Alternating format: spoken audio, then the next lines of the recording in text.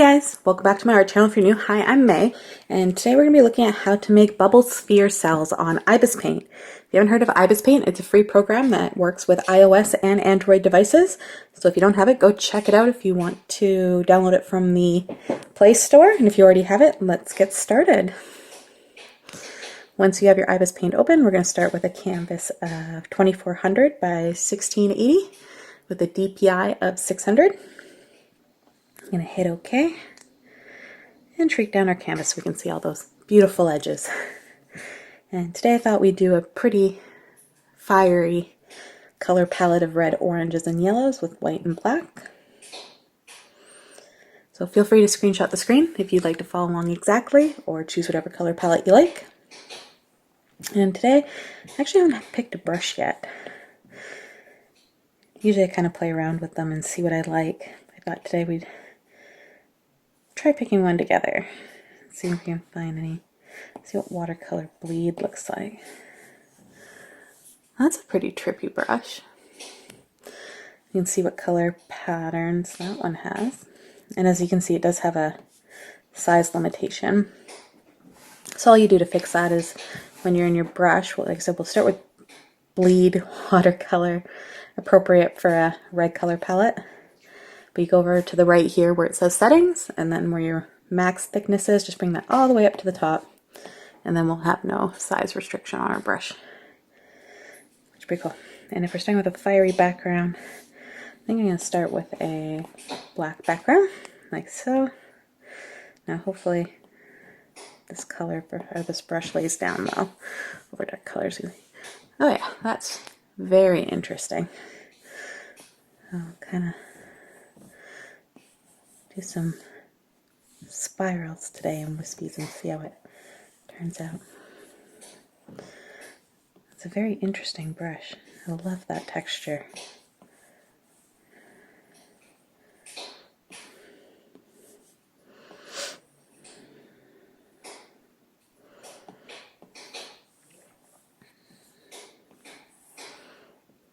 And have it connect. That is so cool. Like so.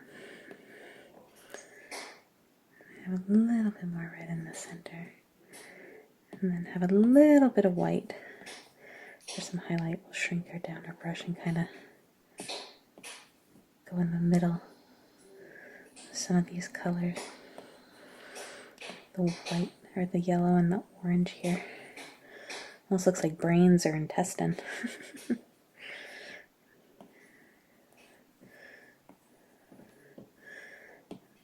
Bring in a bit more yellow over here. We don't want to lose any of that red. Like so. Don't like that last one. That's pretty trippy. Let's see how that turns out. So then we're going to go into our filters. As I said, I have a more in-depth tutorial on how to make just digital fluid pours themselves on the playlist if you want to check that out, if you haven't already. Otherwise, we'll get started. I like to use wave. Not all the time, but sometimes it's a good base to start out with to get things moving. And I just go into transform and pull off those white edges like so. Back into our filters, and then ripple. My settings are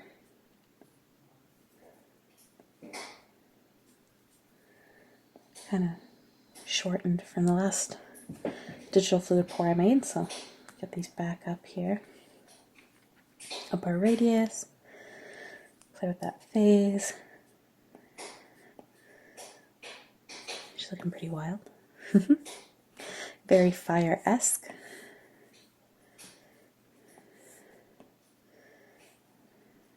Tons of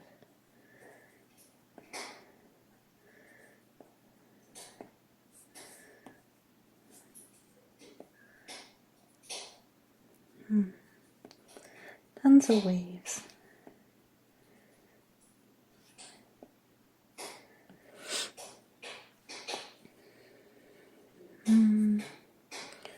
I don't know.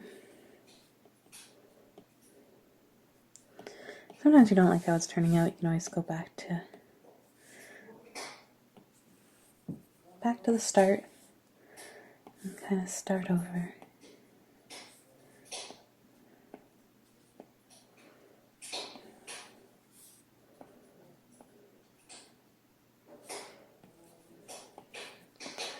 The nice thing with these is they're supposed to be relaxing and fun. So if you find it's not working, don't stress. Just hit back and keep at it until you have something that you like.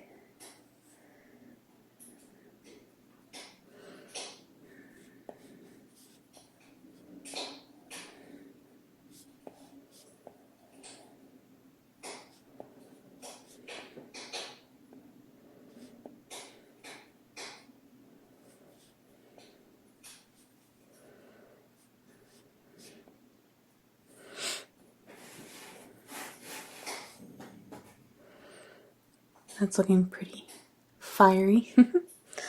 Now, do I prefer that, or do I prefer how I had it before? Oops, sorry, that's my water bottle. Make sure to stay hydrated. I think I might move it around with this one and not go with the swipe look.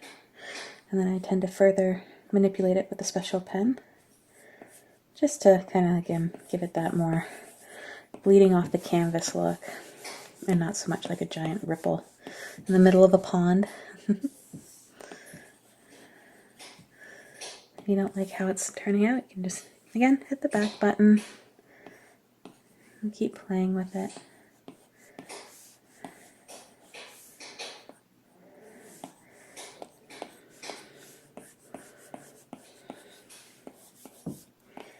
Like so. And so these ones we're not doing anything too intense, just kind of getting the base digital fluid port image down, so that way we can play with the cell techniques and get those techniques memorized and down pat before we start making anything that we might want to keep or maybe sell. Or and yeah, so that's how I started. It's probably spent a good couple of years playing with the cell techniques and kind of figuring out how they worked before I started having pieces that I liked enough that I'd wanted to sell online. And always play with your ideas too. For me, I always find I never go into a piece assuming that's going to be a masterpiece right off the bat, because 99% of the times it's usually not. And I find making hundreds and hundreds of garbage pieces, every once in a while those pieces kind of, backed out of my brush there, they'll kind of turn into, you'll get some diamonds in the rough. But because you kind of played around with those techniques and you played around with artwork that you didn't care about, it kind of helped refine those skills. And that's kind of what we're doing here, is practicing and refining those skills. And that's looking pretty wild. She's looking pretty fiery. It's pretty cool. So how we're going to make our sphere cells, we're going to go back into our filters off to the left there and all the way to the right. And we're actually going to be looking at the sphere lens right here. And as you can already see, it's kind of creating those kind of cell-like little bubbles with the mirror. It's almost like a mirrored effect. But what I like to do with it is play with the height and the radius and turn down the refractive index a bit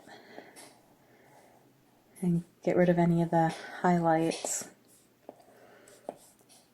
and highlight size. So you're just working with the bubble itself, and then you can kind of bring it down. And I find it works best over areas with lots of lines. As you can already see, it starts to pull them in cool little bubbles like so. And then all you do with this technique with these cells is you can layer them over top and create some pretty interesting textures. And you can shrink them right down and do some tiny ones. I find this is a great way to do the little flyaway little cells because you can kind of control the height of it pretty easy, or the size of it pretty easily. And you can lay down quite a few of them quite quickly without having to sit there and play with it for hours. Unless you, like I said, if you want to play with it for hours and relax, you can take your time and do all the tiny little expanded cells as well. Pretty cool.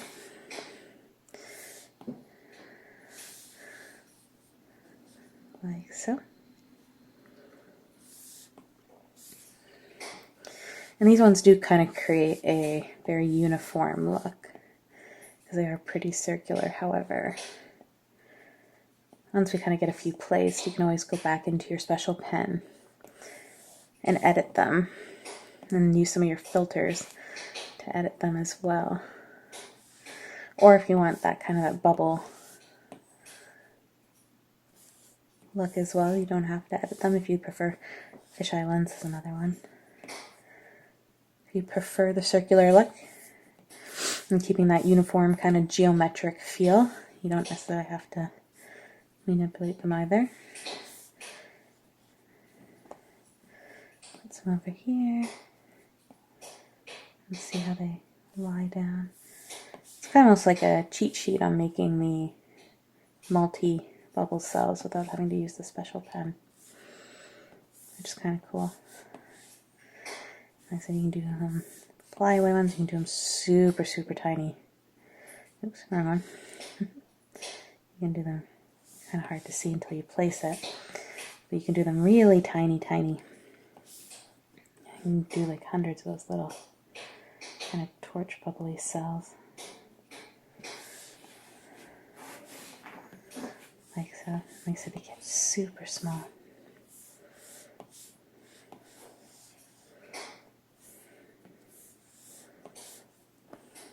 Like so. It's so trippy. Like so, you can play with it for hours. You can do one big giant one. It's also kind of cool just to play with it and see how it looks. You can also do some really, really big guys off to the side, except they're falling off the canvas. You can play with the height depending on how the bubbles are looking and really make it, or you can do it just a little bit. So it's just kind of starting to create those little bubbles.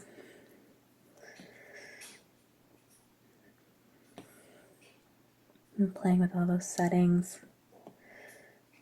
until you kind of have a feel of how they work. Which is kind of cool.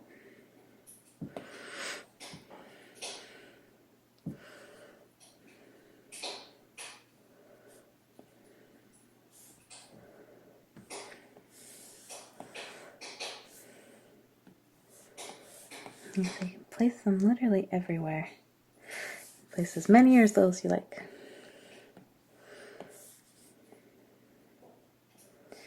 Keep playing with those settings to see how it pulls. Like so.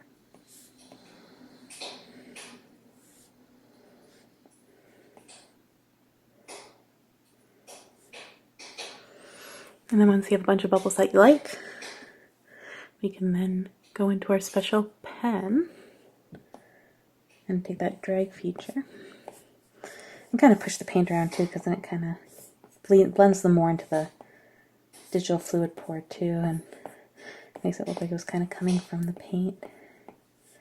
Which is kind of cool. A bit of different shapes, they're not so perfect. A bit wonky.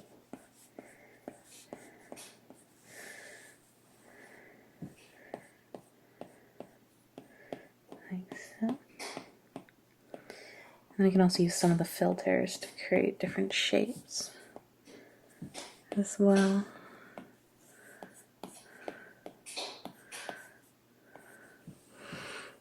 So you can also go into your filters again, and you can use wave and make it really wavy.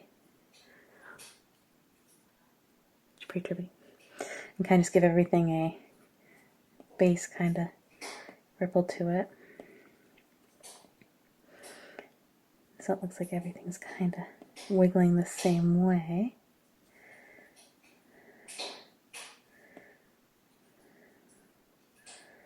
Like so.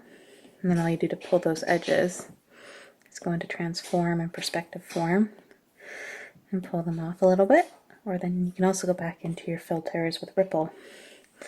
And then, like the original settings, I had to change that distortion all the way down and play with those wingdings. Bring down your radius. You can play with your face a little bit.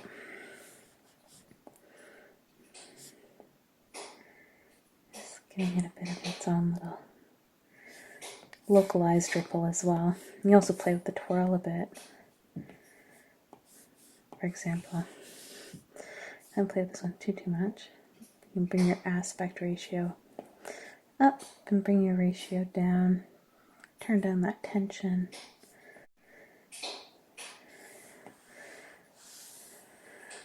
It's just pretty cool. It's almost like taking a toothpick through your paint. If you feel you want to kind of have them pulling off in a certain direction, you kind of use this. Use the twirl. And just pull it off just a little bit. So they're kind of pulling in a certain way, as if you kind of tilted the canvas. Just a wee little bit.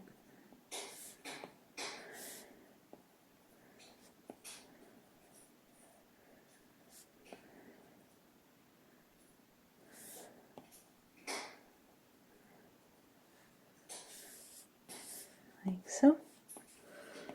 And have them pulled in different weird directions.